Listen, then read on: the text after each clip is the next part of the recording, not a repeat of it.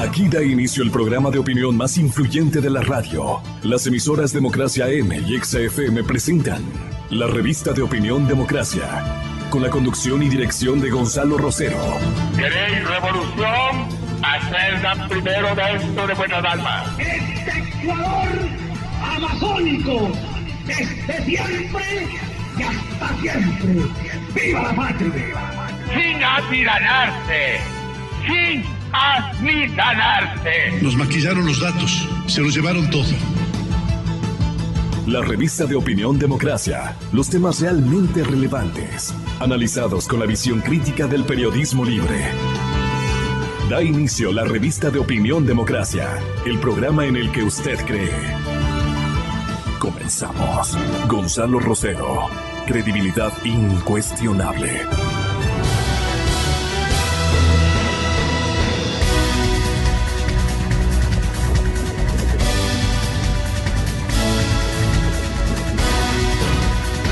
Buenos días, mis queridos bolsonaros. Un saludo muy cordial para ustedes, queridos compañeros. No es el saludo, es una broma al estilo de este comunicador con sus colaboradores. Bueno, y en realidad que estamos a la expectativa y tenemos un material muy bien logrado en cuanto a la captación de opiniones de los mejores ideólogos, de los mejores, ¿qué podríamos decir? En el caso de Argentina, el mejor politólogo, un experto en materia política. ¿Me dice el nombre, si es tan amable? Es el señor Carlos Pagni. Debe conocerle uno de nuestros invitados al estudio, que trabaja en Buenos Aires, Argentina, en etapas muy frecuentes, como es Santiago Nieto, que nos va a honrar con su presencia ya mismo en la cadena Democracia. Santiago Nieto, uno de los codirectores de Informe Confidencial, el mayor para el caso de Ecuador y gran parte este momento muy ocupado, su codirector con el tema de el presidente Macri en Argentina, su principal consejero, el señor Durán Barba. Él se encuentra en la capital argentina en este momento, pero Santiago está de visita y obviamente de visita profesional, no solamente de visita familiar. Al Ecuador hemos aprovechado su concurrencia y hoy lo tendremos en cuestión de instantes con Felipe Burbano de Lara, un académico de fuste, y con Lolo Echeverría. Es una triangulación de opiniones que va a resultar extremadamente importante. Bueno, hay un elemento que a mí me llama profundamente la atención. Era este que yo presumo tenemos que averiguar. ¿Por qué el señor Fugado Alvarado, no es fugado, pues, es cierto, pero se fugó? Muy buenos días. Buenos días, doctor. Usted es un hombre muy significativo en nuestra transmisión informativa y de opinión. ¿Qué tal, Santiago? Y muchas gracias también por la presencia a Lolo Echeverría, que estará ya mismo con nosotros, está en camino. Estaba ponderando de la triangulación de analistas que hemos logrado con la ayuda de Milton. Entonces, yo quería preguntarle, don Ricardo Camacho, ¿se pretendía, usted que es un experto en seguridad, muy buenos días, adivina, entiende la estrategia o estratagema que estaba utilizando Alvarado con sus visitas muy frecuentes a los dos aeropuertos de Quito y de Guayaquil? Se andaba por algunos sitios fingiendo o simulando unas visitas que no vienen al caso. A mí personalmente me dan hasta vergüenza describirlas y narrarlas, pero como que quería chumar a alguien, desmotivarle en su seguimiento, ¿no? Desorientarle a la seguramente pesquisa leal, si es que ha habido una pesquisa leal a alguien, por lo menos al país, porque la pesquisa estaba a favor de las intencionalidades de Correa y los Alvarado. Y entonces estaban asustados en ese otro lado, porque decían, si les llevan a la sala de declaraciones, allí vamos a caer todos.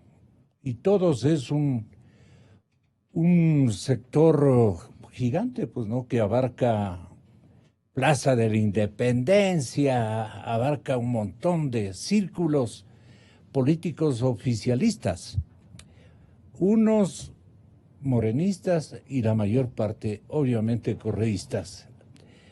Entonces, todo esto nos hace pensar que simulaba de alguna manera, y quiere que en el itinerario recorrido por él y su famoso arete de pie que le pusieron, pero que no resultó tan efectivo, porque se sacaba cuando él quería, lo botaba en su velador o en el sitio escogido, en su casa, en su domicilio particular.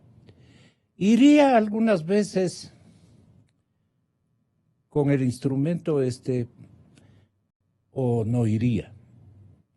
El asunto es que le resultó ingrato el poseedor de este anillo de seguridad o de vigilancia que le instaló la Policía Nacional, qué sé yo, los detectives del gobierno.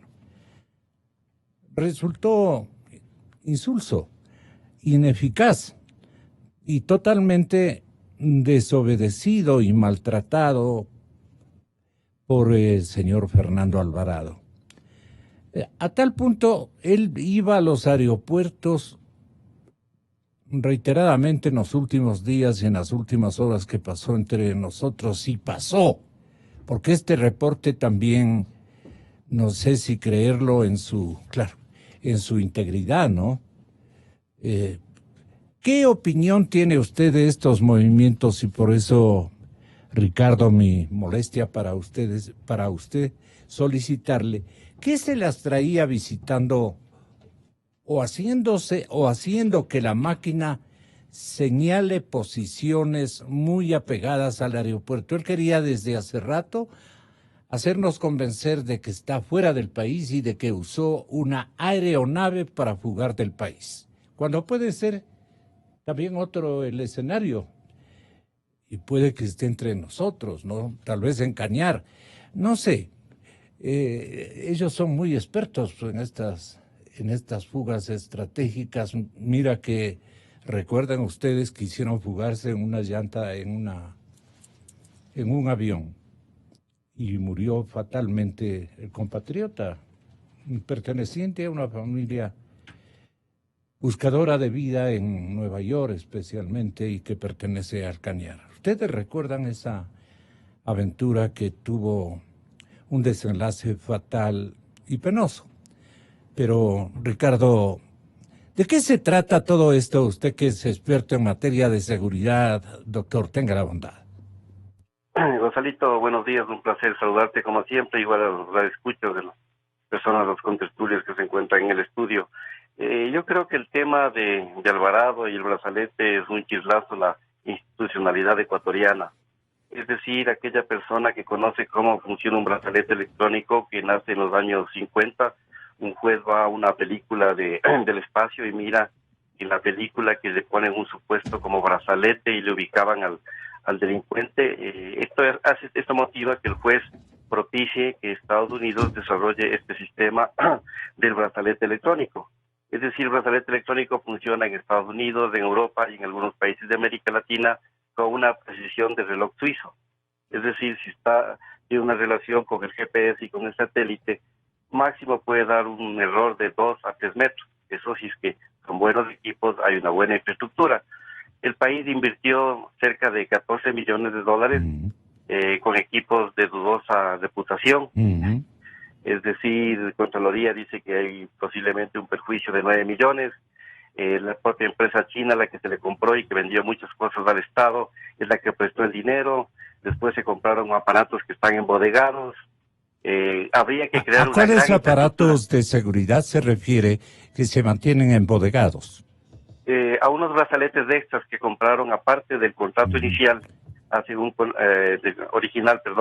contrato adicional, sabiendo que tenían cerca de 4,000 brazaletes que no los habían utilizado en su totalidad. Y volvieron a hacer un nuevo acuerdo, un nuevo contrato, y ya están en la bodega de sus brazaletes. Frente a uno de equipos que usted tiene, un equipo se convierte en un juguetito bonito. Usted tiene que crear una gran infraestructura, personas que estén monitoreando. Tengo entendido que son aproximadamente 30 funcionarios que vigilan en todo el país a 2.500 PPLs aproximadamente. Si usted divide lo que puede trabajar un ser humano en una pantalla, son 6 horas, lo que se estipula en los acuerdos internacionales. Si tiene 30 personas y uno se enferma, el otro tiene un problema doméstico, máximo tendría por turno usted 6 personas para vigilar a 2.500 PPLs. Uno de ellos, Alvarado, que era la joya de la corona. Entonces, mire usted, después nos llegan acuerdos y protocolos racionales con la Policía Nacional. Es decir, usted en Estados Unidos, yo he mirado el tema del brazalete, si la persona medio le está queriendo monear, le toca, ya pita en la central de emergencia.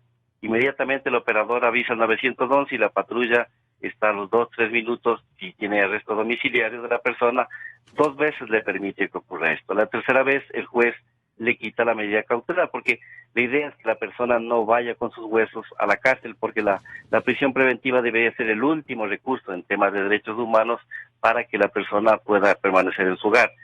En el caso del señor Alvarado es muy sospechoso por la serie de indagaciones que tenía. Un día antes el Ministerio de Justicia envía al Consejo de la Judicatura un oficio indicando que no están funcionando bien los equipos. Al día siguiente se le entrega al señor Alvarado, la jueza, el equipo, sabiendo que había esa carta del Ministerio de Justicia. Y 3, yo no entiendo cómo la policía, que tiene un buen servicio de inteligencia, el rato en que aparece el ex funcionario, amigo del señor Alvarado, iba a hacer una delación, una cooperación eficaz con la Fiscalía, obviamente el señor se iba a poner nervioso. Cualquier persona con sentido común, no hay que ser ni experto ni analista en seguridad, yo hubiera sabido que el señor Alvarado va a hacer varios movimientos extraños, y entonces se le hubiera puesto un policía de seguimiento, cuando en la época del señor Vallejo se perseguía a usted, a mí y a muchas personas en este país.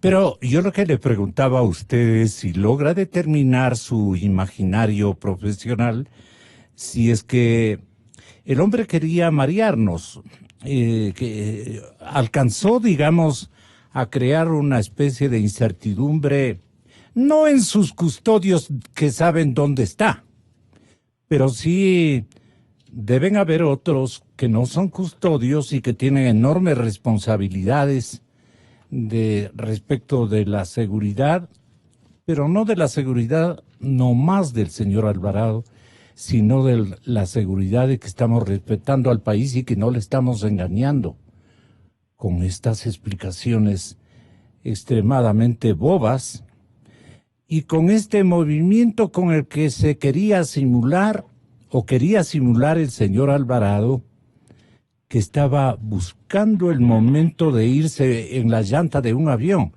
Porque visita cuántas veces Guayaquil, de lo que usted tiene el aeropuerto Simón Bolívar y el aeropuerto que lleva el nombre de nuestro gran mariscal Sucre en la ciudad de Quito.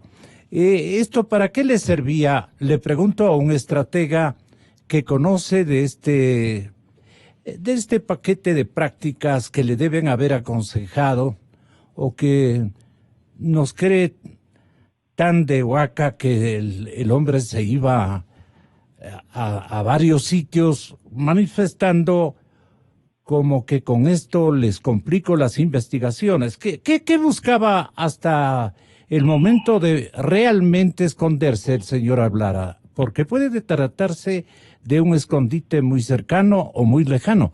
¿Cuál es su Hipótesis, si es tan amable, doctor. Gracias, Gonzalo. Bueno, son dos hipótesis, es decir, desde el principio Alvarado nos quiere vender la idea de que ya está fuera del país y un país le ha dado asilo. Es decir, si usted mira la convención sobre refugiados del 51 al 54, el país oferente tenía que haber ya informado que ha brindado asilo al señor Alvarado. Eso es lo extraño. No aparece un país en el mundo de las Naciones Unidas, ni Venezuela, que diga yo he otorgado la figura de de asilado al señor asilado político, al señor Alvarado. Entonces vende en nuestro imaginario que él está fuera del país, que puede ser cierto, o también empiezan a hacer la duda, porque desde el principio él trata de vender la idea de que está fuera del país con el fin de que el bloque de búsqueda, digamos, elaborado por la Policía Nacional se desarticule, no tenga muchas ganas, pero verá, si el señor Alvarado, con los horarios que tenemos en el supuesto brazalete que funciona, lo que está claro es que el Aquito nunca vino. Eso mandaron a una tercera persona a que venga con el brazalete. Eso está ya completamente claro. Pero si él se me acerca al aeropuerto de Guayaquil, las 4 visitas que él tiene, yo tengo un montón de cámaras de video de vigilancia interior y exterior.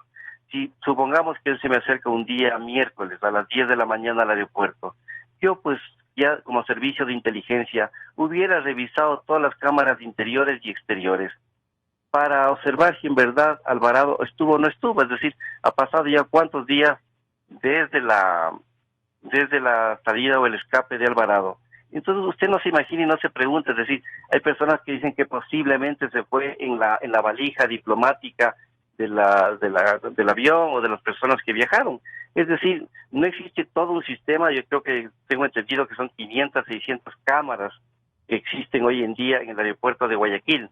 Es decir, no se podría mover un dedo sin que el sistema de videovigilancia, también, salvo que pueda ser cómplice el operador, para que no salga Alvarado. Es decir, yo creo que hay muchas demoras del tema de inteligencia, es decir, el gobierno ya debería tenernos muchas respuestas y a estas alturas debería haber por lo menos una tesis.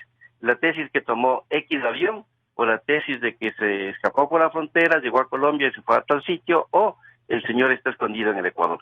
Que me parece dudoso. Yo creo que con los contactos de Alvarado y la Revolución Ciudadana pudieron haber conseguido 1 o 2 países que le permitan esconderse, Gonzalo.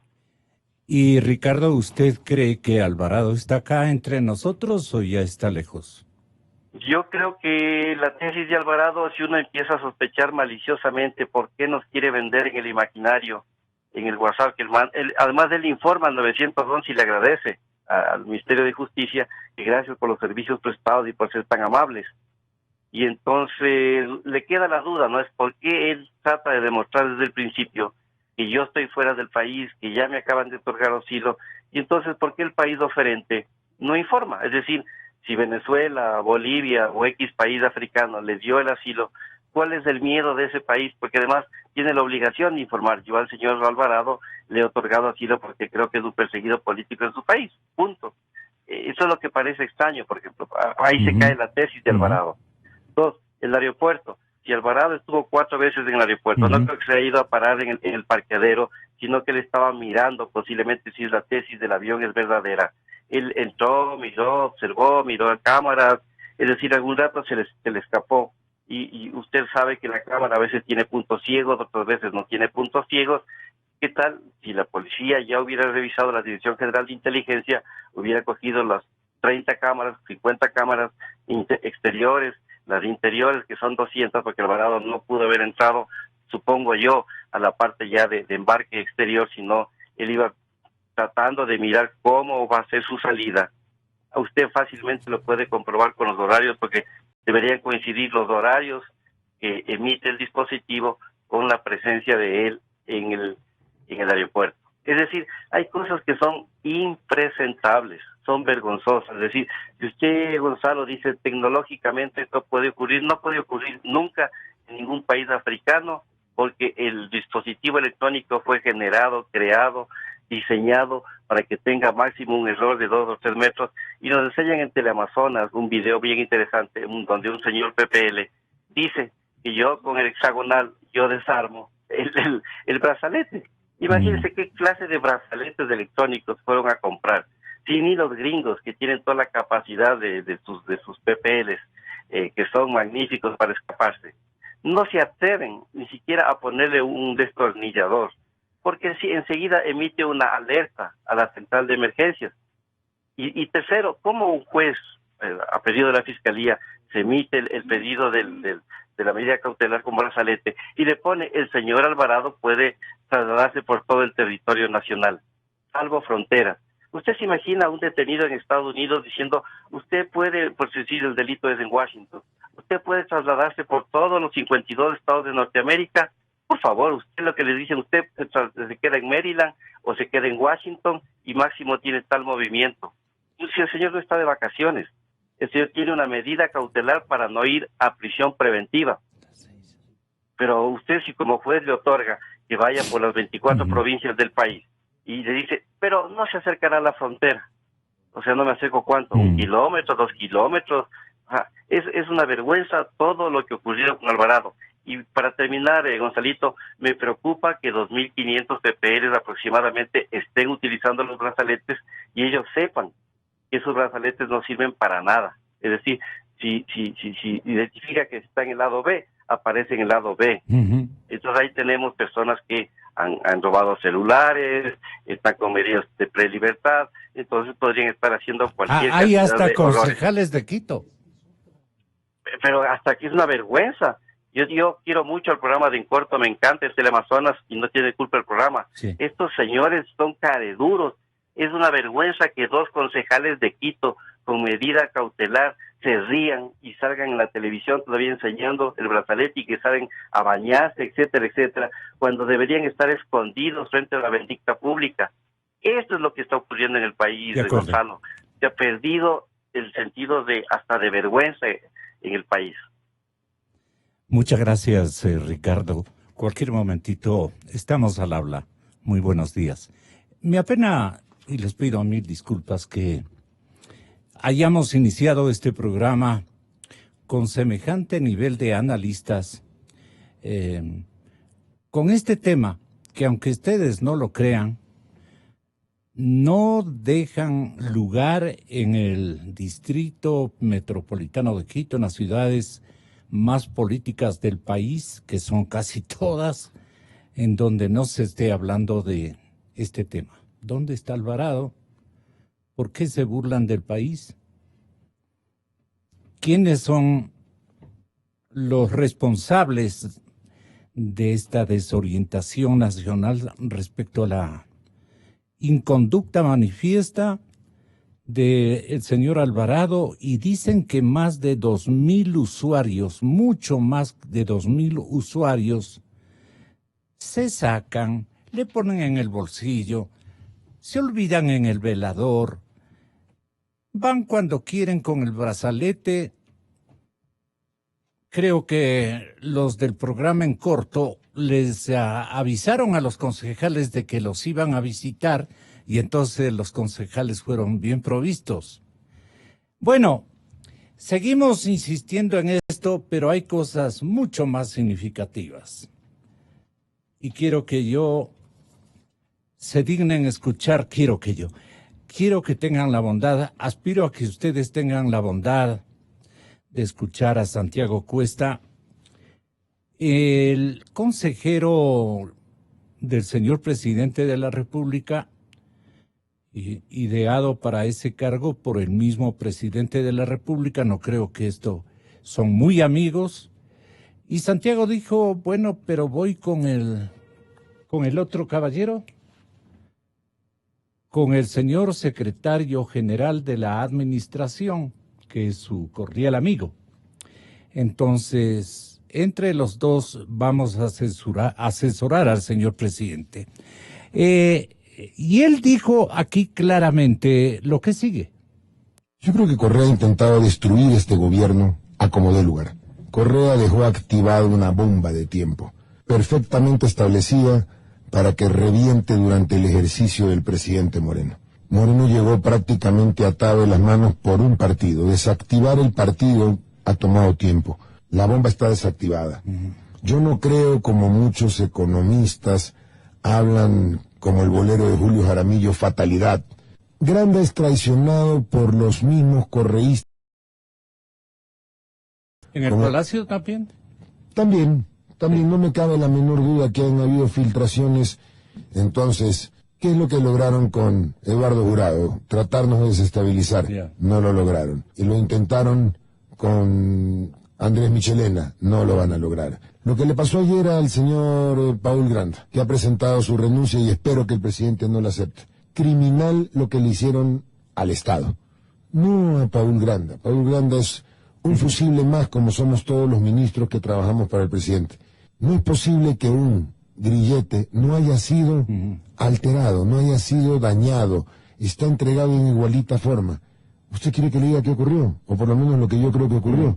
Las llaves se las dieron del Ministerio de Justicia. El Ministerio de Justicia se encontraba con personas altamente conectadas con el correísmo, empezando con Rosana Alvarado, que ya se fue. Fanáticas a muerte del presidente Correa. No traicionaron a Paul. ¿Cuál fue el error de Paul Granda? Confiar. No haber votado a toda esa caterva. Sí, pues son una caterva de... Yo también me quedo con puntos suspensivos. Pero qué engañó y qué burla al país. Y claro, esta es una premisa que había que presentarle para que ustedes colijan lo que realmente venía ocurriendo y lo que podría estar ocurriendo en próximos días.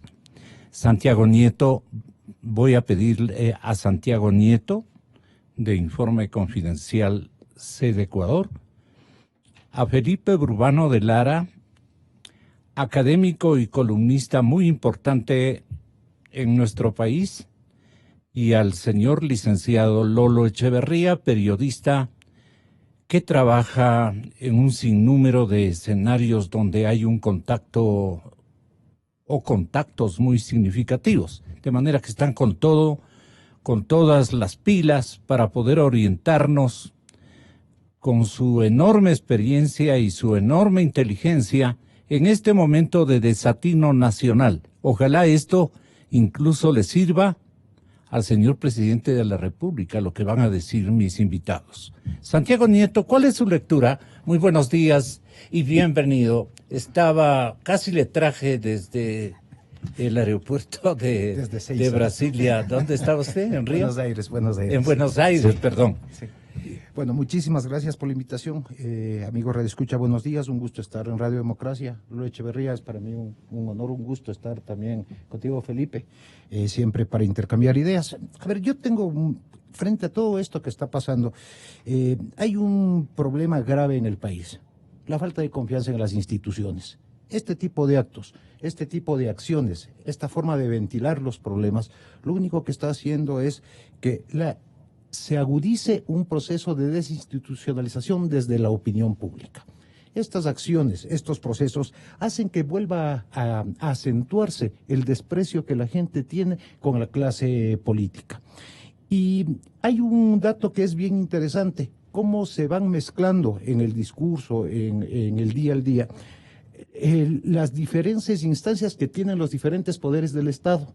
Entonces le piden al gobierno que sea justicia y a la justicia que actúe en función de la política.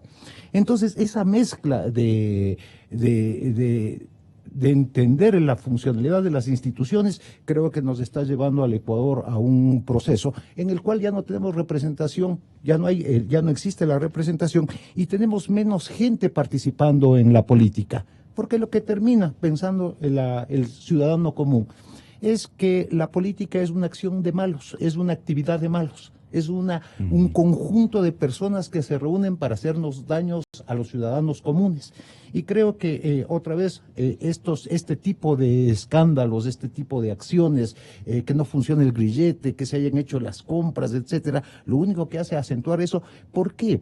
Porque la gente no está siguiendo los procesos o este tipo de eventos al minuto como lo seguimos nosotros o como lo seguimos los más educados o como seguimos los que estamos atentos, digamos, a este tipo de acciones.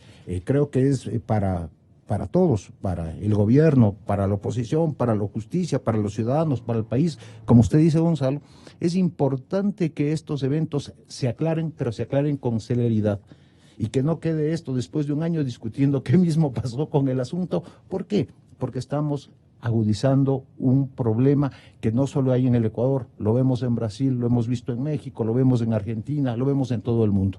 Y eso nos puede llevar a una situación de caos donde la gente no va a tener referentes para comportarse. Es lo más grave. Claro, y después, ¿a qué nos viene? ¿En qué terminamos? ¿En un proceso que no va a tener vuelta? O, como dijo alguien, estamos al borde del precipicio y vamos a dar un paso adelante. Entonces, creo que es importante también analizar estos procesos con el daño que se hace a nuestra forma de vivir, a nuestra forma de asociarnos, a nuestra forma de relacionarnos con el otro, que es a través de las instituciones y las instituciones del Estado, que deben tener autonomía, deben ser respetadas y no debe la misma sociedad, el mismo círculo rojo, el círculo informado, no debe pedir la intromisión de un poder en otro poder para nosotros aclarar los asuntos. Santiago, muchas gracias. Su segunda lectura, Lolo Echeverría, muy buenos días. Gracias, Gonzalo. Un gusto estar con Santiago y con Felipe. A mí me parece que incluso para un simple ciudadano como yo, resulta como un grado excesivo de ingenuidad lo que delatan las autoridades. La ingenuidad que describe las cosas de una manera tan casual, tan irresponsable, que resulta absolutamente inaceptable. Primero porque se nos dice ahora, un año después, de que estamos rodeados de espías. ¿Cómo puede ser eso posible si se le ha venido diciendo al gobierno que limpie de correístas un año y medio? Y ahora vienen ellos a quejarse. En segundo lugar, el procedimiento de las investigaciones y de los grilletes muestran como un procedimiento simplón, que no se sabe ni quién tenía que controlar, ni cómo era el control, ni qué hacer cuando había una alarma. Es decir, todo era de una manera tan casual que después ni siquiera es posible establecer quién es el responsable.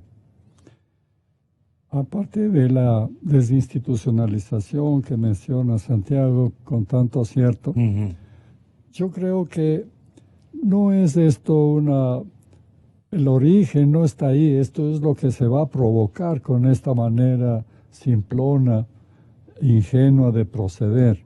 Se va a destruir. Y de administrar la coyuntura. Correcto. Pero lo que se ha venido haciendo es más bien dilapidar un capital político que le ha entregado el pueblo ecuatoriano al actual gobierno y a los actuales funcionarios. En el caso, por ejemplo, del Consejo de Participación Ciudadana, digo yo, este consejo constituye una especie de ideal democrático de siempre, que es el tener un grupo de ciudadanos inteligentes y buenos. Por eso tiene tanto respaldo popular. Una especie de brujo del pueblo, que ahora nos dicen que ya no creen en la brujería y quieren destruir el organismo en el que tanta confianza pusimos. Este modo de actuar me parece a mí que es destructivo y nos lleva, eso sí, ahora sí nos conduce a la total desinstitucionalización. Si es que se quiere evitar eso, no tienen que ponerse serios, tienen que pensar antes de hablar, porque también lo que se dice a la prensa, lo que se dice a los ciudadanos, es demasiado primario y más a la defensiva que asumiendo la responsabilidad enorme que tiene. ¿Y puede esto, en este escenario, irrumpir un Bolsonaro ecuatoriano, como el principal politólogo argentino presume o presumía de que podría ocurrir en toda América Latina? Y ojalá tengamos tiempito para que le escuchen. Es el señor Pagni el que decía esto a un entrevistado de el entrevistador más bien era Longobardi. Longobardi. Como me escuchan, ese es el apellido de este gran periodista. Magnífico periodista. Yo destaco y lo admiro. Bueno, el asunto, Felipe, es que ya basta de tanto juego, ¿no? Y de tanta especulación, pero lo más grave de todo es que el señor presidente de la República busca más bien refugiarse en aspectos diplomáticos de última hora antes de poder hacer un seguimiento, apersonándose él, exigiendo él, si es posible, con todo el respeto al señor presidente, no acostumbra, pero carajeando él, que le pongan a su disposición los elementos suficientes para esclarecer el panorama y con cuántos agentes de lealtad él cuenta. Ese inventario no lo puede fabricar e inventar el señor presidente o construir el señor presidente y sus leales, porque los más que le parecieron leales ya están fuera del despacho. Se va dando cuenta, y esta es la pregunta inicial para Felipe, como que el señor presidente se ha dado cuenta que Correa hizo un directorio, una especie de inventario de personajes de la administración popular, especialmente de la presidencia de la República, y dispuso que a él no le toquen, que a la señorita esta la tengan, que le es muy útil. Y parece que le reportaban desde el primer día o la primera hora que llegó el presidente Moreno a Palacio, le reportaban absolutamente todo, al tanto que él dirigía, orquestaba las estratagemas que han venido utilizando. Esa impresión da que sería lo peor. Ojalá yo esté totalmente equivocado y tú tengas una explicación de mayor nivel académico, mi querido Felipe. Gracias, Gonzalo, por la invitación. Un gusto estar con Lolo y con Santiago, y también un saludo a los radioescuchas. Digamos, esta es una transición muy compleja y muy difícil, me parece a mí. Y es compleja y es difícil porque la velocidad, la eficacia, la profundidad que uno esperaría en la lucha contra el correísmo no termina de funcionar. Sí, a mí me parece que estamos metidos en un juego político de mucha polarización que tiene una consigna detrás, y la consigna detrás es erradicar el correísmo, limpiar el correísmo. Me parece que eso nos hemos metido en la cabeza, y esa estrategia no está funcionando en los términos en que un sector amplísimo de la opinión pública esperaría. Entonces, esto de Alvarado me parece a mí que es un golpe a esa lucha en contra del correísmo. Esto no está funcionando.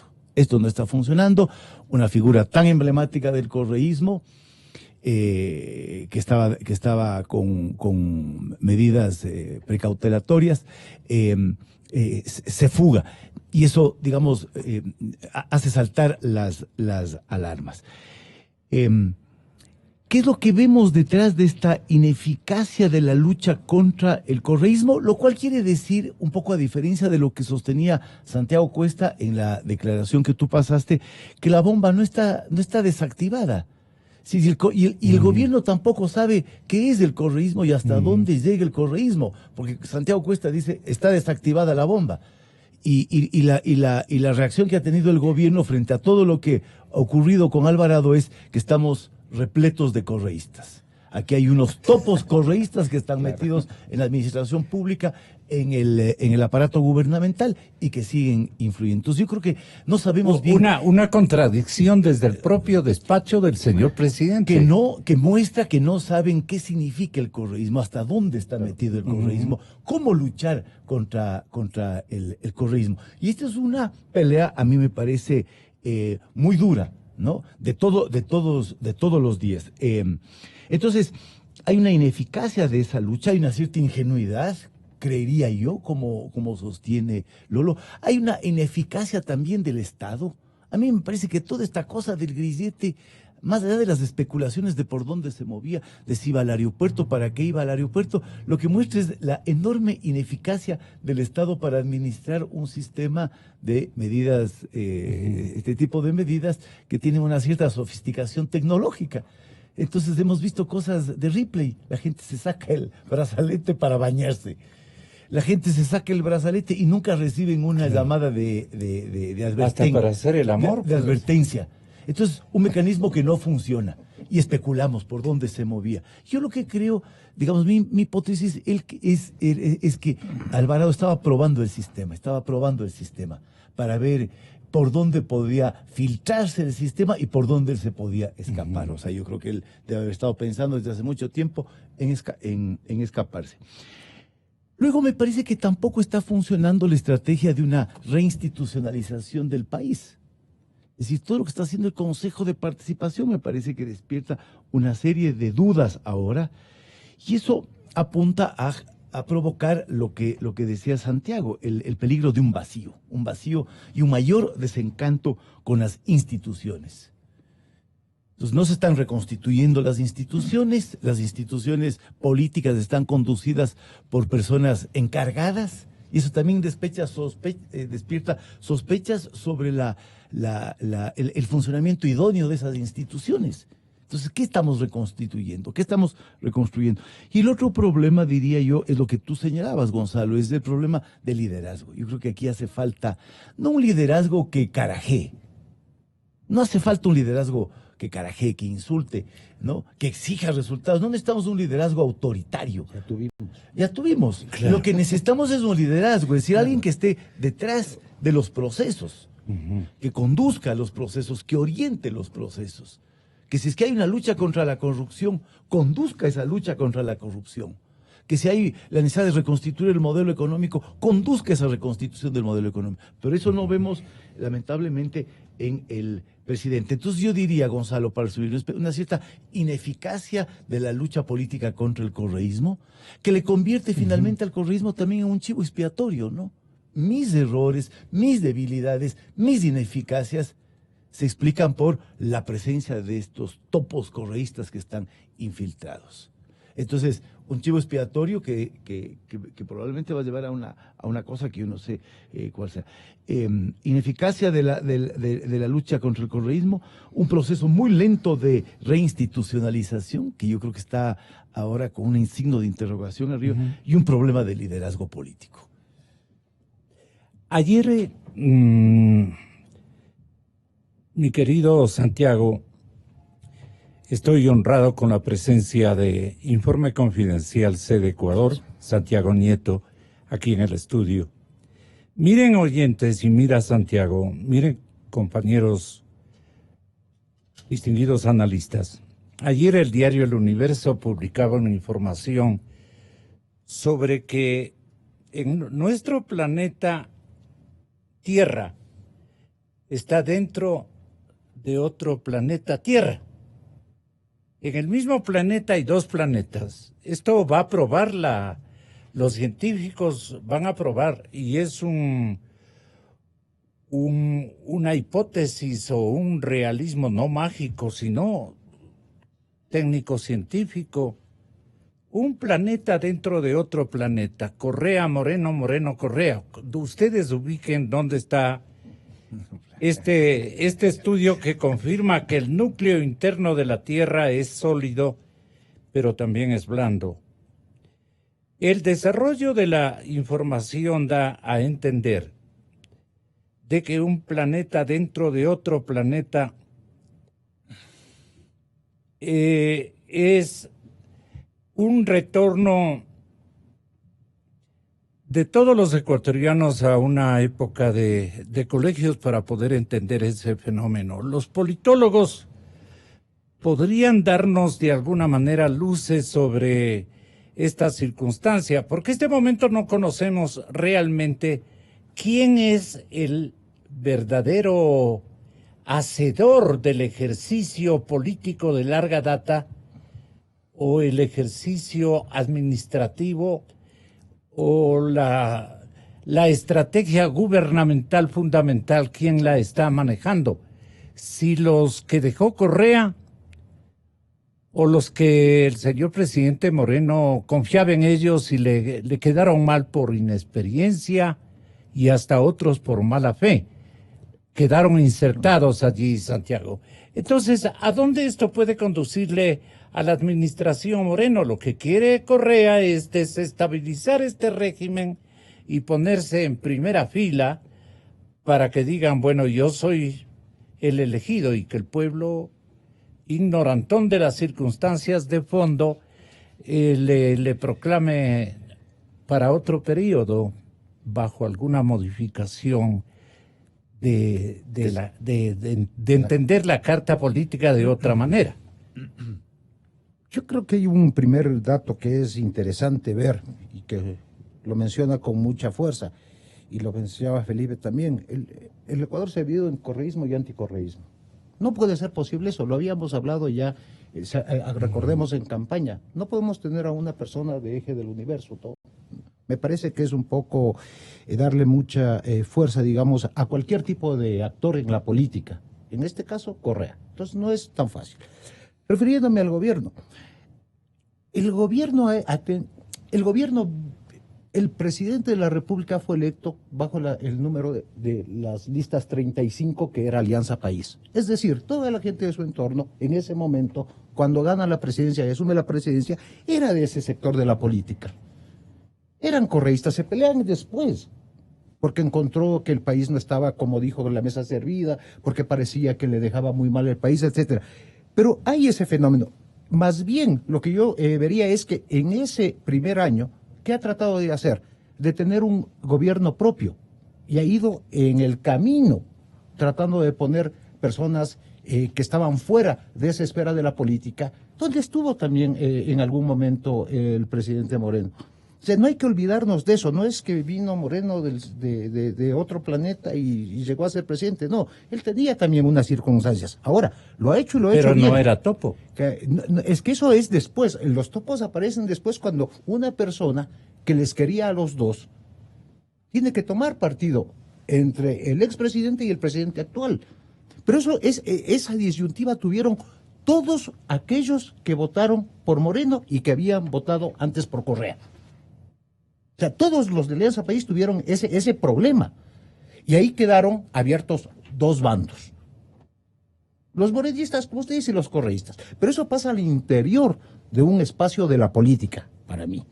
Ahora, yo lo que digo, ha habido resultados de este enfrentamiento y de esta posición del gobierno nacional. Porque si bien se escapó Alvarado, ya. Pero también es verdad que Glass está siguiendo un proceso jurídico, está en la cárcel, etcétera. O sea, también hay una serie digamos, de aciertos y de avances, digamos, frente a esta lucha que el gobierno ha manifestado como corrupción. ¿Sí? Entonces yo creo que también el pensar que Moreno es de otro espacio, no. Él venía de ahí, está limpiando otras lealtades hacia el expresidente, que, como decíamos, claro que desde el primer momento estaban, pero gobernaron 12 años. Claro, o sea, a ver, yo he visto en otros países, cuando pasa de un gobierno a otro, hasta poner funcionarios del gobierno nuevo, pasan muchos años. Hasta ahora, por ejemplo, en México, hasta ahora el PRI, en los primeros años cuando gobierna el PAN en México, el PRI seguía dentro de las instituciones del Estado. Gana después Enrique Peña Nieto, vuelve el PRI al Estado, y ahora Andrés Manuel López Obrador, ¿qué le va a tocar? También tener esa misma pelea. En Argentina sube Mauricio Macri, también después de una década del kirchnerismo. ¿Usted cree que hasta ahora no hay funcionarios del kirchnerismo que tal vez no se saben qué son? Yo por eso sí creo en las palabras que dice el gobierno. Hay veces que uno no sabe con quién está tratando. Claro, se va logrando, se va tratando. Ahora, yo lo que sí diría es que para todos este proceso tiene que ser un proceso exitoso. porque están apostando, la gente está apostando a nuevas instituciones, lo que decía el Consejo de Participación Ciudadana. La gente está a la expectativa de qué es lo que nos va a pasar después. Y no es regresar al pasado. Yo lo que creo es que con esta incorporación de nuevos ciudadanos en los procesos de comunicación, con una democracia más horizontal, donde ya no hay jefes para la gente, donde ya hay esos líderes que saben todo, estamos en otro proceso.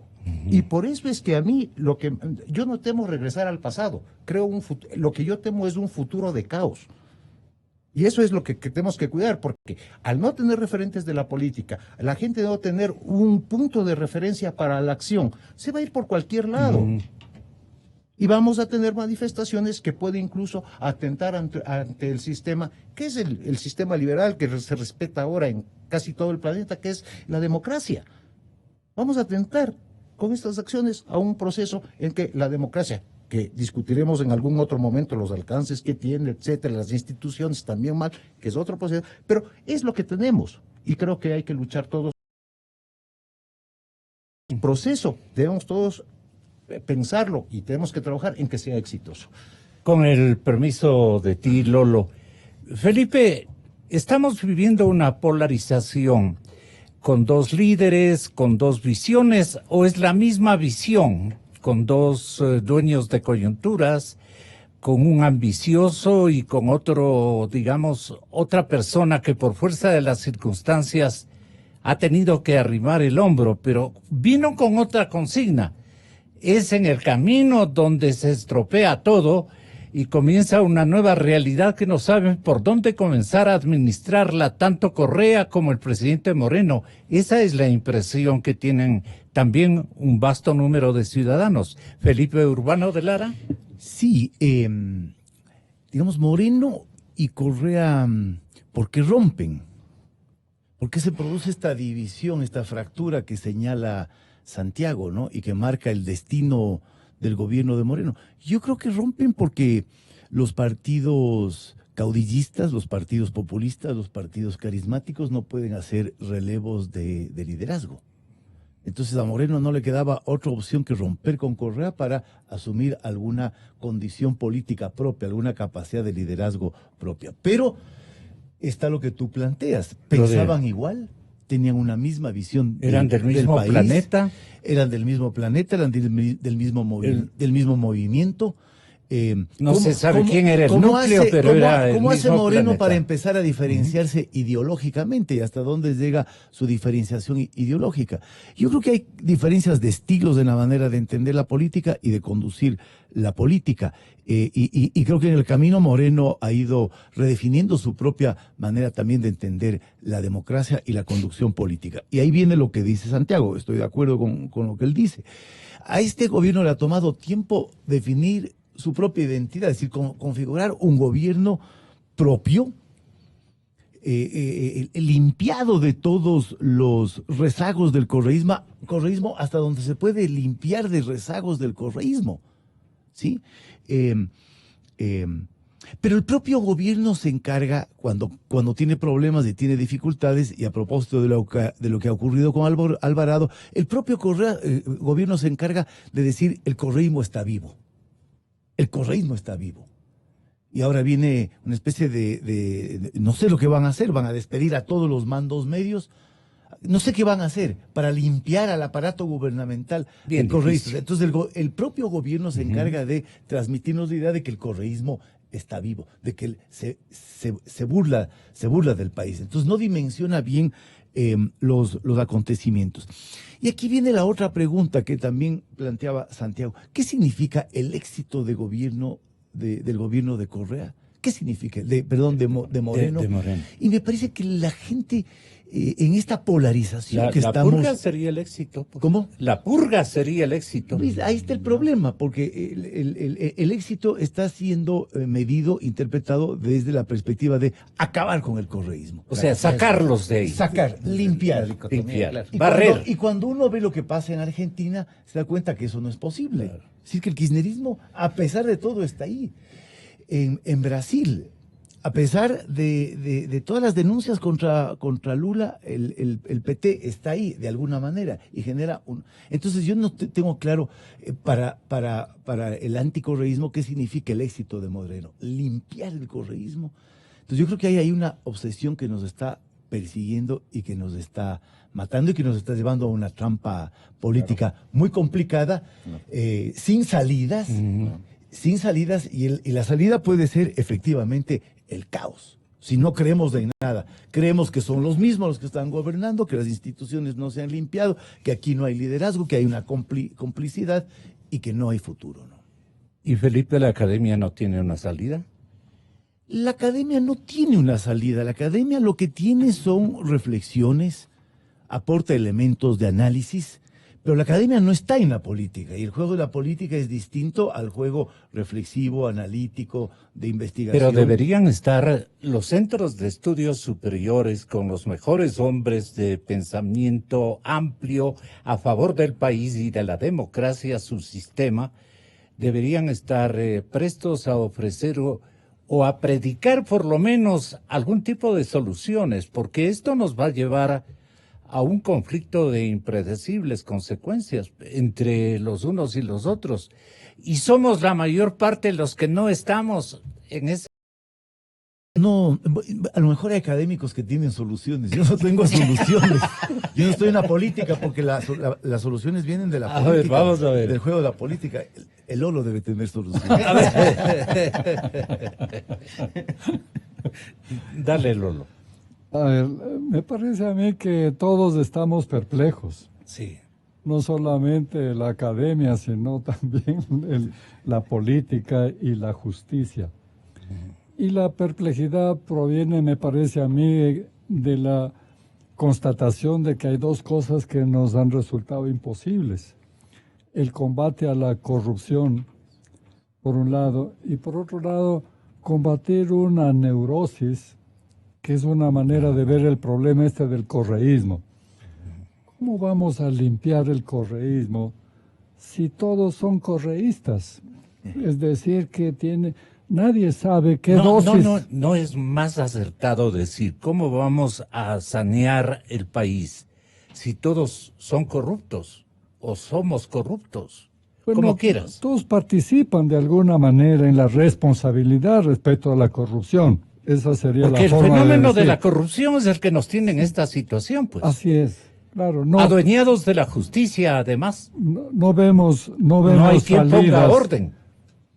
pero, no hay quien haga cumplir las leyes. Pero la neurosis es una cosa que inhabilita políticamente, porque cada uno de los funcionarios tiene una dosis de correísta y una dosis de anticorreísmo, porque de lo contrario no sobrevivirían en un gobierno que se ha declarado adversario del correísmo. Pero todos ellos vienen de ahí y de alguna manera es lo que ideológicamente construye todavía a todos los que participan en el proyecto político. Entonces, de esa neurosis yo no veo cómo se puede salir, cómo se puede limpiar eso. Y hay un problema, un tercer problema que es de un carácter más grave y más amplio, que es la crisis de la democracia. Esto es un fenómeno mundial y nosotros no vamos a resolver un problema generalizado de la democracia. Ese problema conduce a que la política que quería utilizar la justicia con objetivos políticos ahora espera que la justicia resuelva los problemas que la política no puede resolver. Y uno de esos es la corrupción, por supuesto. Pero vea lo que pasa en España, por ejemplo. Prácticamente los políticos han renunciado a resolver el problema que tienen y esperan que la justicia resuelva. En Estados Unidos va a ocurrir algo parecido. Y en América Latina, Brasil, Perú, la justicia es la que está intentando resolver.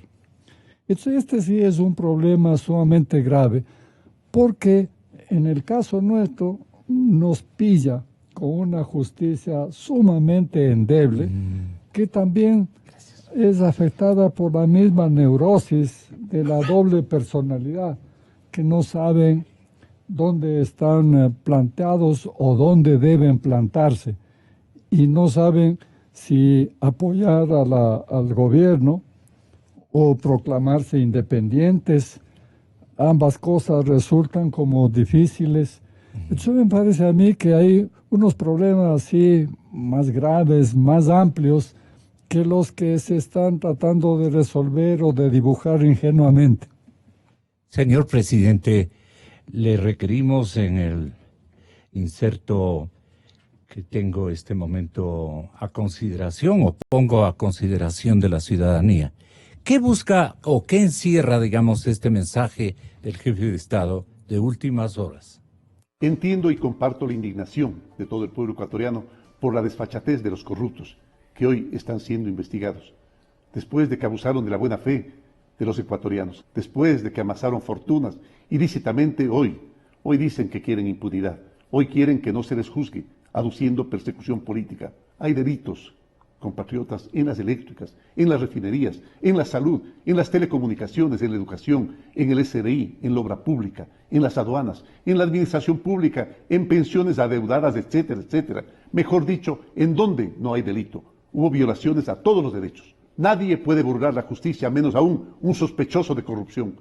Vamos a dar una lucha sin tregua para extraditar a los culpables o sospechosos que han salido del país o apresarlos si todavía están aquí. No permitiré que se burlen una vez más de la buena fe que tienen nuestros compatriotas. La fuga de un sospechoso demuestra que se siente culpable. La gente suele decir, a confesión de parte, relevo de prueba. Eso demuestra que vamos en la senda correcta. La fuga de un sospechoso es evidencia de una traición que está enquistada en nuestras dependencias. Hay un proceso de investigación en marcha y la haremos con los responsables. No nos amedrenta la mafia más organizada, nos ha golpeado la mafia, nos han engañado los estafadores de siempre, pero eso nos fortalece. No pueden quedar impunes los corruptos, los que estafaron, los que violaron derechos, los que mancillaron honras. ¿Te configura esperanza estas expresiones del presidente Felipe en honor a la verdad? Y no. ¿Y por qué no?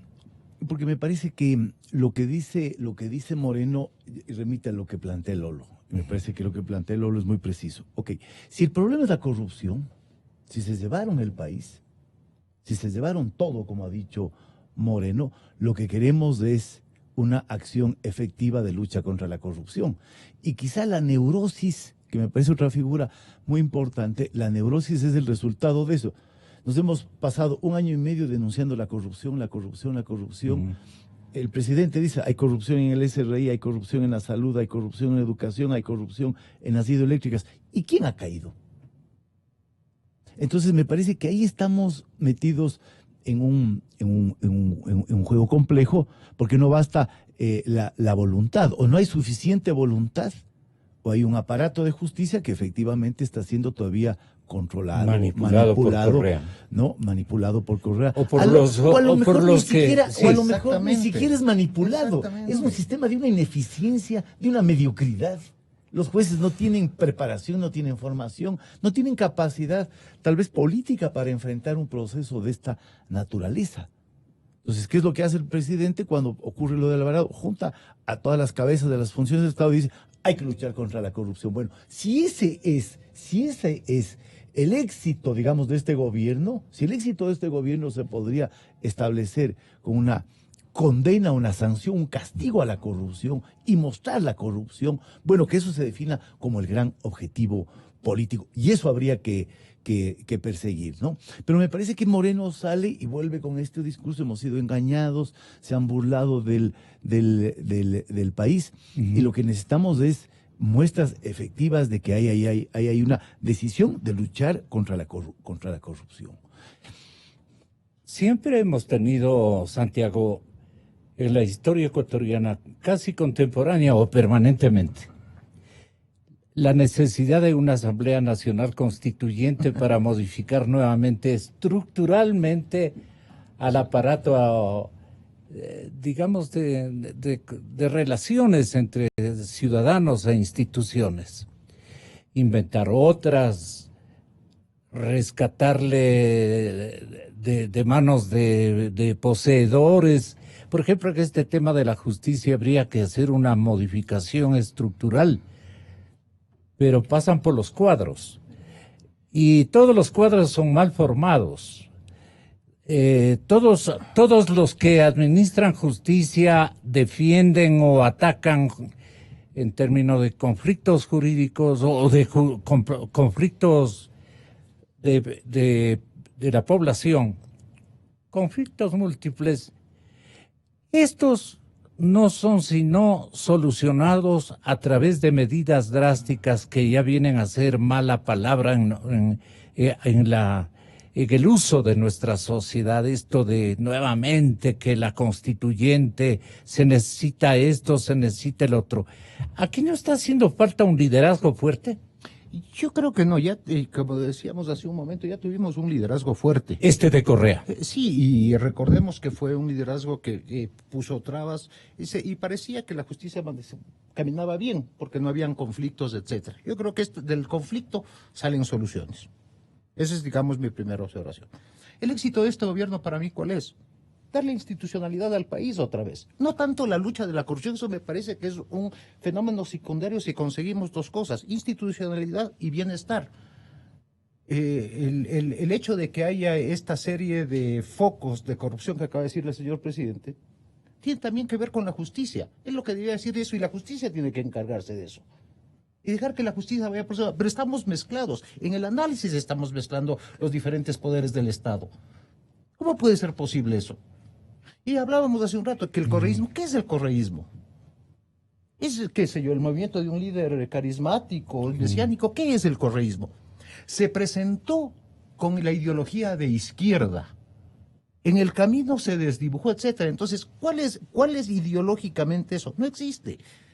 Entonces, yo creo que nos falta un poco de análisis. Y para llamar a una asamblea constituyente, ¿qué va a decir la gente si aparece otra institución de los políticos? Y gana etcétera? Correa.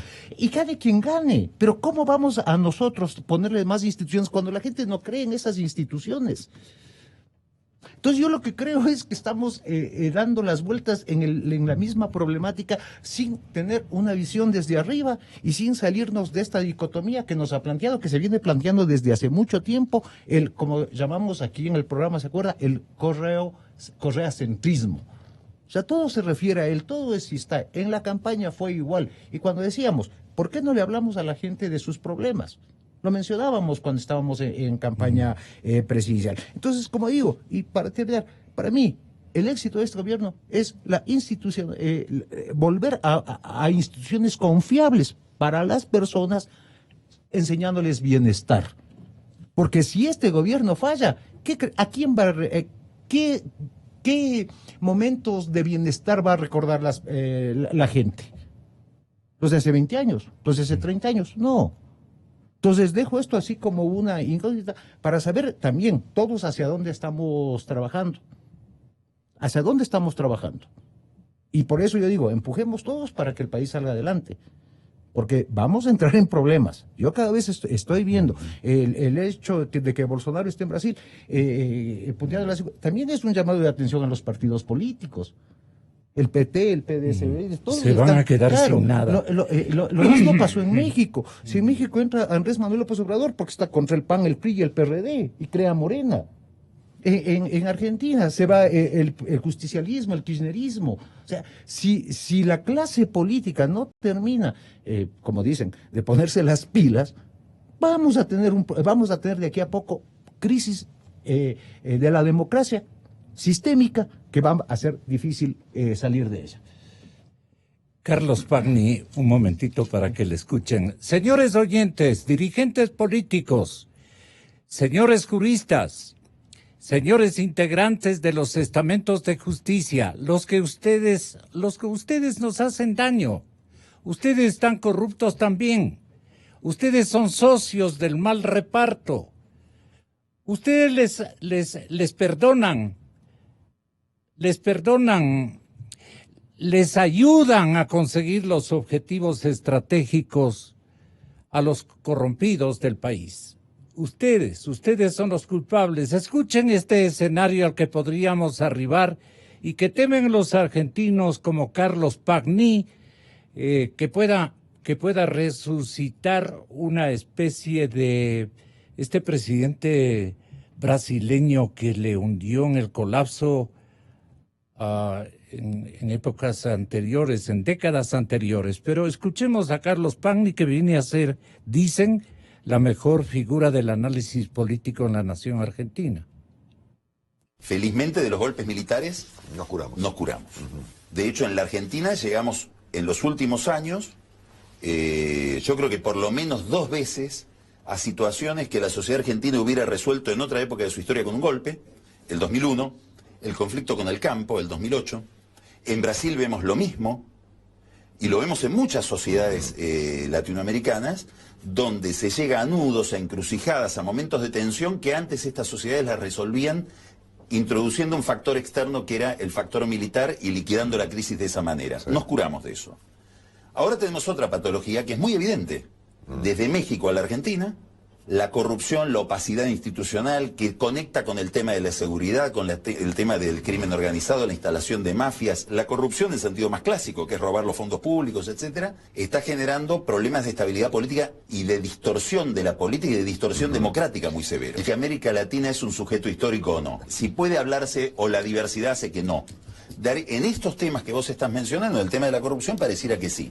Ahora, yo creo que ahora hay una caracterización peculiar de ese problema. Tenés mucha corrupción, tenés mucho lavado de dinero, entonces creas un clima de negocios favorable a algunos fenómenos de carácter internacional preocupantes, como el narcotráfico o el terrorismo, con lo cual te convertiste en un problema de otro y adoptaste una especie de alineamiento internacional. Los gobiernos muy corruptos terminan teniendo relación con otros estados opacos, te alineás en alguna medida con China, y fíjate cómo, si mirás la agenda de los Estados Unidos, miramos el mundo desde el Departamento de Estado. Miro Lejano Oriente. Tengo un problema ahí que es Corea del Norte. Obviamente China. Miro Europa. Tengo un problema ahí que se llama Rusia. Miro Medio Oriente. Irán, Siria. Miro América Latina y no hay un Estado que sea un problema. El problema son las mafias. De tal manera que si vos mirás cuál es la prioridad de Estados Unidos en relación con todos nuestros países, es el tema de la seguridad. Déjame equiparte tus fuerzas de seguridad, déjame entrenar a tus policías. No lo hago por vos, lo hago por mí. Porque sos un ente contaminante cuando empezás a tener determinados niveles de distorsión institucional. Y esto lo estamos viendo, ¿por qué? Porque en Venezuela es un caso escandaloso, porque acaba de haber un plebiscito en Colombia sobre el tema de la corrupción, porque en México no hay nada que adjetivar, digamos, ligado al narcotráfico y a problemas de corrupción específicamente políticos. En Perú hay presidentes perseguidos por la justicia, presidentes que han tenido que renunciar. En Ecuador renunció el vicepresidente. Hasta en Chile ha habido salpicaduras de corrupción. Y en Brasil mira lo que está pasando. Cuando yo escuché a Pagni decir estas cosas, asocié un sinnúmero de escenarios de América Latina, y fundamentalmente el nuestro. Pero el nuestro es atípico, porque es del mismo sector donde se produce una polarización terrible que perjudica al resto del elenco de cuadros políticos y jurídicos y a la generalidad de los constitucionalistas o de los pensadores, de los opinadores. Están en 2 bandos. No hay un intermedio, no hay esperanzas para el caso ecuatoriano, porque precisamente los otros cuadros políticos se han venido para abajo. Esta es una situación sin esperanza, pero el señor Pagni tiene o no tiene razón, que hacia allá puede marchar, así como marchamos hacia el militarismo en los años 80, ¿no? Puro gobierno militar. Ahora Pagni dice podemos llegar a Bolsonaros en todas partes, o algo por el estilo. Por lo menos ese es un pensamiento que queda dando la vuelta. ¿A dónde puedes llegar al Ecuador? Sería la pregunta más adecuada. A mí me parece que lo que dibuja Pagni es más bien lo que hemos hablado, la crisis de la democracia. Exacto. Que no hay a quien acudir, porque todo está desinstitucionalizado. Metamos en la danza, en el caso nuestro, también a los militares. Lo de la frontera y esto de la seguridad y todo esto también, la contaminación de militares con la corrupción, nos quita también ahí ese flanco. Entonces, si no hay a dónde acudir, ahí es donde sobreviene nuevamente la perplejidad. Yo quisiera volver a lo que decía el presidente, porque ahí está dicho todo. Cuando el presidente dice que delitos hay en todo, y cita todo, es de un pesimismo terrible. Pero dice luego, pero vamos a derrotar esta corrupción. Eso es una declaración política que no le corresponde a la política, sino a la justicia. Entonces es un optimismo de autoayuda, es para no quedar en el pesimismo simplemente. Entonces esto Pero la justicia está de brazos caídos, el presidente está en ese desatino de no saber a quién apelar. Es que todo está desinstitucionalizado. Si tenemos una justicia que ha llevado 10 años de silencio, de complicidad con lo destructivo que fue el régimen de Correa, ¿cómo pueden ahora convertirse en los salvadores? Eso no es posible. Vea, si tenemos nosotros un problema de corrupción y vamos a resolver con los corruptos, con 270 movimientos políticos.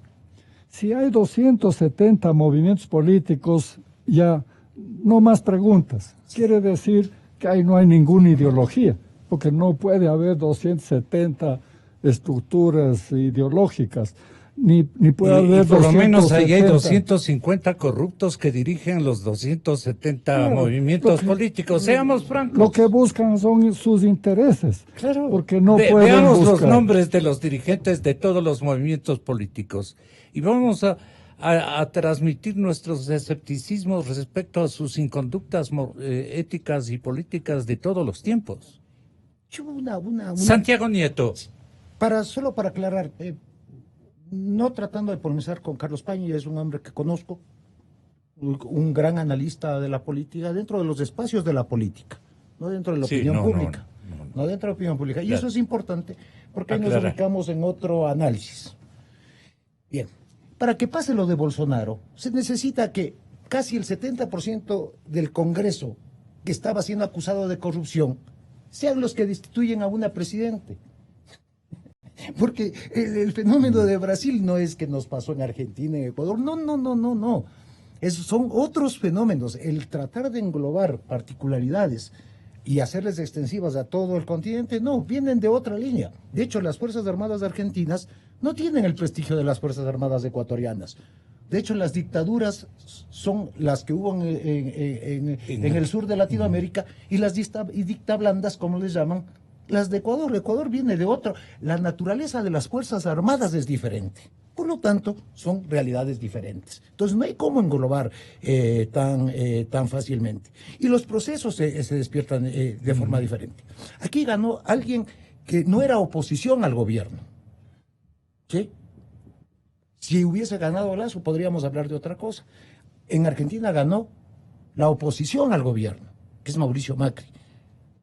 Entonces son otros referentes, son otras formas.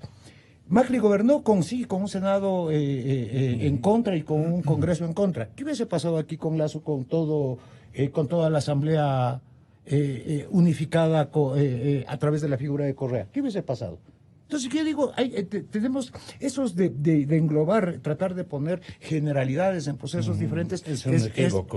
Es aventurado, para mi gusto, porque son realidades diferentes. Pero el caso ecuatoriano es atípico, claro. Tú lo estás diciendo.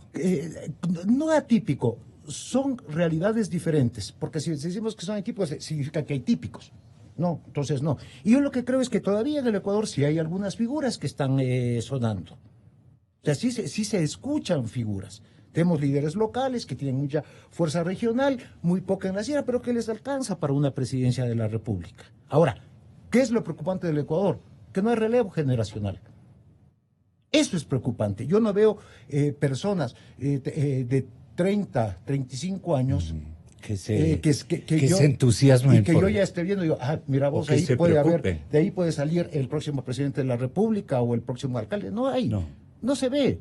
Realmente no se ve.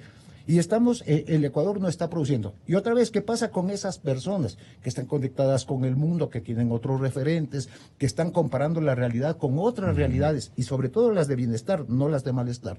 ¿Qué están diciendo esos? Yo en eso no me meto. Entonces usted me decía, pues ya vemos a una asamblea constituyente, ¿y quiénes van a ir?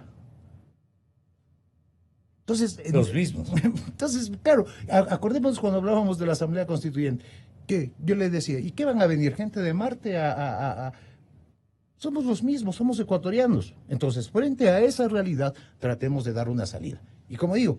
¿Cuál es la salida, Santiago? Y como decía yo, volvamos a la institucionalidad y pensemos en la gente. Hacer esa retoma de institucionalidad. Entendiendo los liderazgos actuales con capacidad de conversar, de establecer consensos con sectores de la población, porque, a ver, la política no es el arte la política es articular intereses de los diferentes conjuntos de la realidad para producir un bienestar común. O sea, trabajemos en eso. Y todos, porque no solo no hay que poner toda la carga en la figura del presidente. Hay, ¿cómo se llama? Hay las cámaras, hay un montón de instituciones que están, oficiales y no oficiales, que pueden trabajar en conjunto. Lo que no tenemos es metas. Y ahí sí viene un liderazgo más claro, que consense. Porque ahora ya no hay cómo imponer criterios a los conjuntos de la población. ¿Quién convoca, Felipe? No, yo quiero volver sobre Pagni, ¿no? Porque creo que se conecta con lo que estábamos discutiendo. ¿Cuál es el problema, digamos, que señala él este momento en América Latina? Es el problema de la corrupción. Y yo creo que el problema de la corrupción es que lleva a la desinstitucionalización. Y yo creo que el dilema que nosotros tenemos ahora es reinstitucionalizar y al mismo tiempo luchar contra la corrupción. O sea, no creo que pueda haber una reinstitucionalización si es que al mismo tiempo no somos efectivos en la lucha contra la corrupción. Porque el fracaso en la lucha contra la corrupción lleva al descrédito de las instituciones. Entonces, ahí yo creo que estamos metidos en un juego complejo. Lo otro es separar. Me parece que lo que han señalado tanto Santiago como Lolo es muy importante, y me adhiero a eso, separar la justicia de la política. Si hay cosas, claro, cuando la justicia no funciona, cuando la justicia no da resultados, esos resultados se le demanda a la política. Entonces queremos que el presidente de la República haga justicia, y no puede hacer, o puede hacer hasta un punto. La justicia tiene que hacer justicia. Y lo otro me parece que es, volviendo a la figura de la neurosis. O sea, el neurótico es un tipo que vive unos dilemas existenciales, de ser o no ser, o de ser muchas cosas, ¿no? ¿Y cómo resuelve el neurótico su dilema? Y me parece que por eso me parece que la figura se aplica. El Ecuador tiene que resolver su relación con el correísmo. Tiene que encontrar un modo de relacionarse con el correísmo, que no puede ser esta figura neurótica de la cual queremos limpiar donde esté. Íntegramente. No, es un espectro. Cuando Santiago dice, ¿qué es el correísmo? Bueno, uno puede decir el correísmo es una estructura, es un actor político, una estructura rodeada de una estructura de poder que todavía permea sobre el aparato de gobierno, pero yo diría también es un espectro que nos persigue. El señor presidente y no dice sabemos, que es una mafia. Bueno, es un actor político, no puede decir que articuló una estructura mafiosa de poder o una estructura de corrupción organizada, como dice César Montúfar, pero también es un espectro que está en la cabeza, es un fantasma. ¿Cómo nos liberamos de ese fantasma? ¿O cómo situamos a ese fantasma para que la lucha sea efectiva?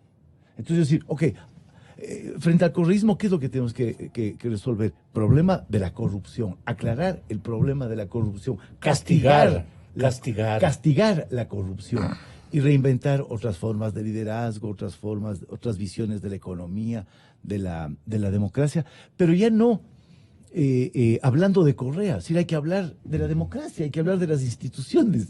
Sí. ¿No? Salir de este entrampamiento en que nos tiene Correa. Entonces estamos en un proceso de salir de la neurosis, ¿no? Saber hasta dónde llega el correísmo y a partir de qué punto el país tiene que reinventarse pensando la democracia, pensando las instituciones, pero no es fácil. ¿Y por qué no es fácil? Porque la impunidad se ha impuesto en tal grado, en tal margen, que pongas al que pongas, van a las leyes y al statu quo en fiscalías y en judicaturas, y llegamos a lo mismo. A los 15 días están practicando el mismo deporte, apoyando la impunidad, o se corren de los casos, porque creo que hay una mafia tan extendida que hasta les amenazan, ¿no? O coges o mueres. Un poco eso no está viviendo dramáticamente la justicia ecuatoriana, que no hay una persona en la que podamos confiar y decir, este podría reorientar los cauces de la justicia ecuatoriana. Porque una institucionalidad tan grande como la ecuatoriana, sin justicia, sin sanción, sin castigo y hasta sin premios, porque no hay ni premios, los premios se dan por el lado político. Es culpar, por ejemplo, a los autores de determinados episodios de corrupción. No nos ha resultado tampoco un buen negocio como institución país, ¿no? Esta es la cruda situación que estamos atravesando, Lolo. Sí, mira, yo creo que para poner un poco hacia el futuro con algún optimismo, me parece que para nosotros la única salida es la regeneración de la política y la regeneración de los partidos políticos. Por lo tanto, la solución es a largo plazo. No se puede intentar, sería iluso intentar que ahora se produzca un milagro y que empiecen a funcionar las instituciones que ya están contaminadas. Con toda seguridad también, como tú dices, también amenazadas, chantajeadas. Y eso no tiene salida. Entonces hay que regenerar la política. Si nosotros nos enfrentamos al problema de la democracia como sistema, vamos a ver que está resultando que si el voto no es obligatorio, no va nadie a votar.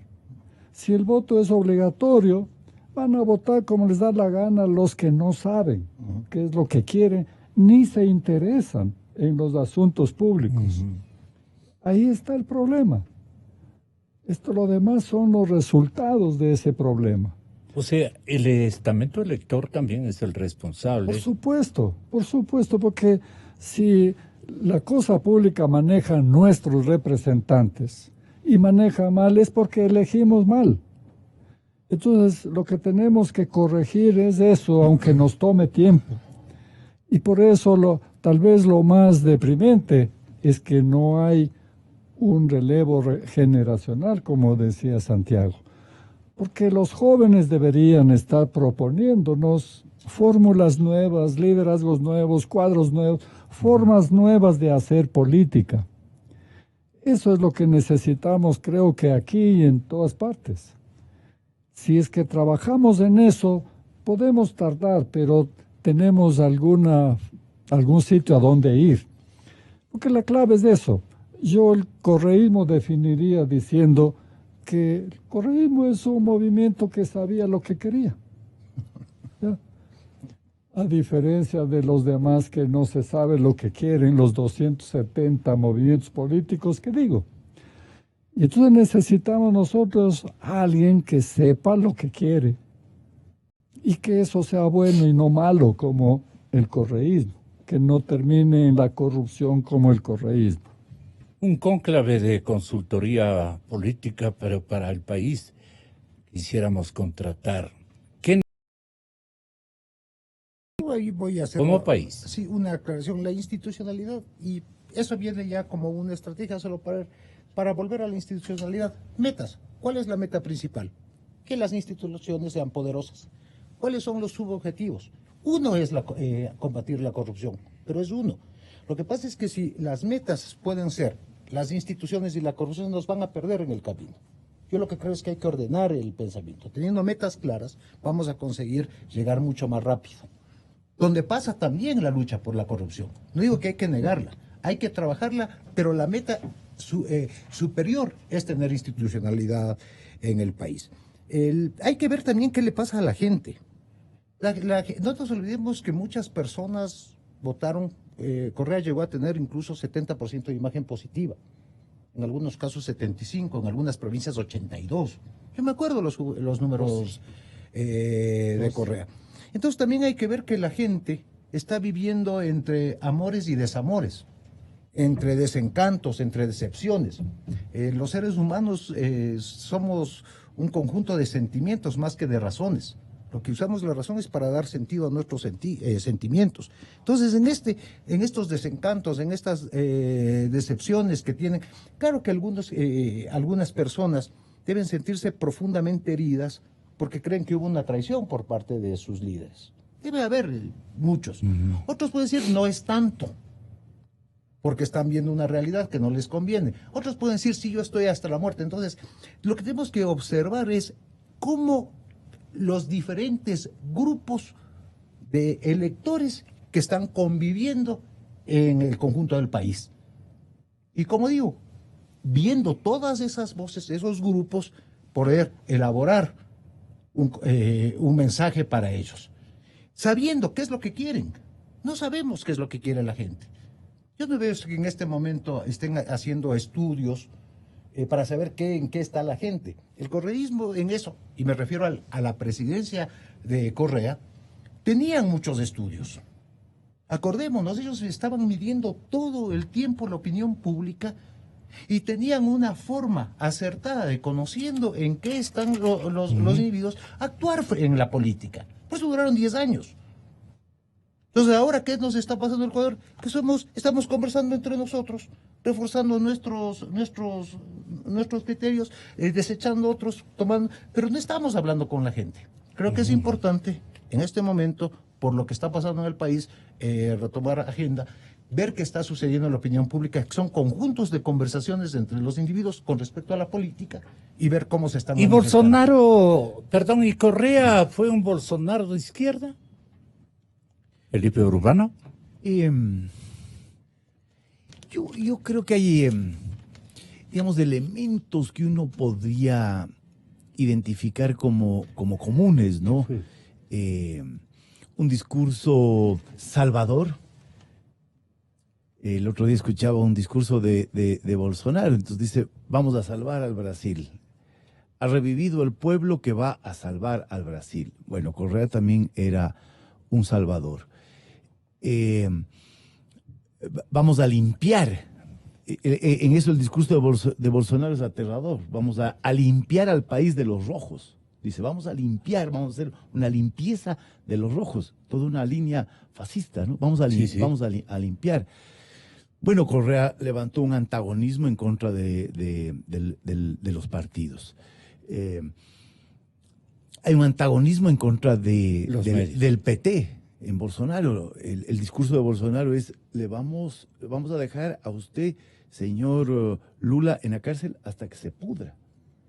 Y para que no esté solo, le vamos a meter en la cárcel al actual candidato a la presidencia para que se pudra con usted. Es decir, el antagonismo llevado a un extremo ya de radicalidad que pone al discurso de Bolsonaro en... ¿no? Sí, de limpieza, un discurso de limpieza. Y con esta idea de que por encima de todos está Brasil y por encima de Brasil está Dios. Y yo interpreto la voluntad de Dios y yo encarno la voluntad de Dios, porque eso, hemos conocido personas así. Finalmente termina siendo eso. Y en este sentido, puede ser que los procesos sean muy distintos. Argentina, Brasil, Ecuador, México son muy distintos, pero hay un fenómeno que puede ser el mismo, que es el caos, la anomia, la sensación de ausencia de reglas, de institucionalidad. Y eso lleva al chiste que tú hacías al comienzo del programa, a ver el abismo y dar el salto hacia adelante. No importa que venga alguien que no sea el Bolsonaro, no es que vamos a tener un Bolsonaro en el Ecuador, claro, pero vamos a tener probablemente alguien que nos lleve a dar el paso hacia el vacío, como se decía de Abdalá Bucaram en el 96. No importa, ya hemos probado todo, ahora probemos con el loco. Entonces yo creo que ese es un fenómeno político que aparece. A mí me parece, Gonzalo, Lula difundió ayer o antes de ayer una carta al electorado brasileño. Y en esa carta decía, digamos, me paso pensando todos los días por qué el Brasil le odia tanto al PT. Porque hay ese odio al Partido de los Trabajadores. Al Partido de los Trabajadores. Y me parece que hay un elemento muy corrosivo de la política latinoamericana actual, que es el odio, el antagonismo, esta mirada hacia el otro como enemigo, y por lo tanto eso que hay que desterrar de la política, ¿no? Creo que eso nos está carcomiendo, nos está destruyendo. Creo que eso está definiendo los límites de la acción del gobierno de Moreno. Tener entre ceja y ceja, desterrar, limpiar al país del correísmo. Yo creo que eso hay que repensar. Hay que superar el correísmo. Hay que superar históricamente el correísmo. Y en ese sentido la analogía con el neurótico me parece muy importante. El neurótico, para curarse, tiene que resolver sus problemas, sus traumas históricos, digamos, sus traumas personales históricos. Tenemos que identificar bien qué fue el correísmo, hasta dónde llegó el correísmo, cuál fue el daño que hizo el correísmo, cómo reparar esos daños y seguir adelante. ¿Y por qué nació el correísmo? Y la genealogía del correísmo, el origen del correísmo. Pero me parece que estamos neuróticos. El correísmo. Ahí está el señor Michelena, que dice, más o menos vamos a ir a las instituciones del sector público, vamos a levantar las piedras y vamos a limpiar al correísmo. Sí, y me parece que eso aviva un clima de antagonismo, de falta de visión y de horizonte respecto del futuro. Hay una lucha en contra del correísmo, esa lucha tiene que manifestarse cosas concretas. Yo creo que es demostrar la eficacia de la lucha contra la corrupción, pero hay que dar una vuelta a la página y pensar hacia adelante. Santiago. Sí, agrega algo final. Sí, para solo decir, y lo mismo hemos hablado de la justicia, pero quiero rescatar que no todos en la justicia son malos, no todos son corruptos. O sea, y creo que sabiendo que hay elementos buenos, también gente justa en el caso de la justicia, que se pega al derecho, etcétera, lo mismo en la política, etcétera. Creo que también tenemos que afianzarnos en esas personas que están pensando en bien del país y no satanizar al conjunto a la institución como que todos son. Hay buenos funcionarios, hay malos funcionarios, hay gente corrupta y gente honesta. Y están también en las mismas instituciones. Y digo, para no satanizar en conjunto, nada más. Muchas gracias. El periodista también de moda este momento de la cadena CNN en español, el caballero Jonathan Viale, para no quedarse atrás del otro que nos presentó a este analista, le invitó en otro horario a Jorge, vos me corriges si estoy pronunciando mal el apellido de este empresario y periodista argentino. Se llama Jorge Fontevecchiano. Fontevecchia. Ya, pero se escribe en otavaleño Fontevecchiano. Cívica Buena Fuente. Él es además un periodista muy contado, él dirige Noticias, ¿no? La revista más política. Más Vean esta previsión que nos formula y dice que podría irradiarse en América Latina esta consecuencia.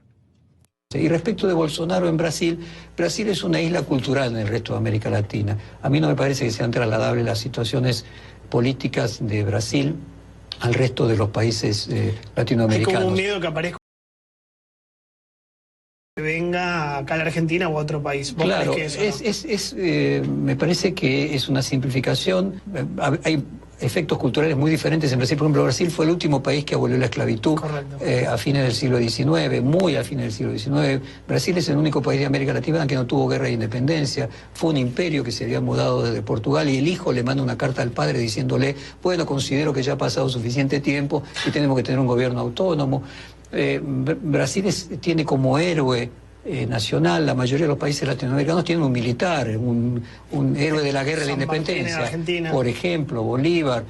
Brasil no, tiene un ex canciller, su primer canciller, y tiene toda una cultura portuguesa de la negociación. Portugal era el país más chiquito de Europa y conquistó India, China, Brasil. Entonces se movía a través de las negociaciones.